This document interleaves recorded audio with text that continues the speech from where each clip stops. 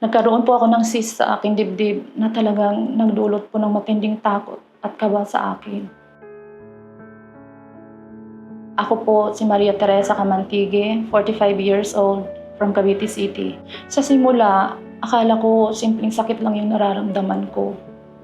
Pero nung patingin ako sa doktor dito sa Quezon City, based sa result ko, lumalabas na may cyst pala ako. Hindi ko inasahan na mangyari ito sa akin. At unti-unti kong naramdaman ang takot at posibleng komplikasyon. Habang tumatagal, pag kinakapa ako, parang lumalaki ang cyst at nakaramdam na ako ng kirot at discomfort.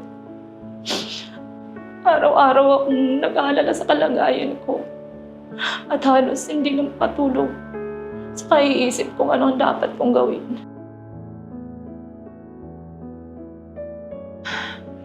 Isang kaibigan ko ang nag-recommend ng Dr. Vita Opcumin Pro.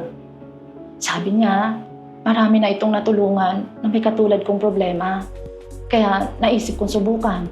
Pagkatapos ng ilang linggong paggamit, napansin ko ang unti-unting pagliit ng cyst ko.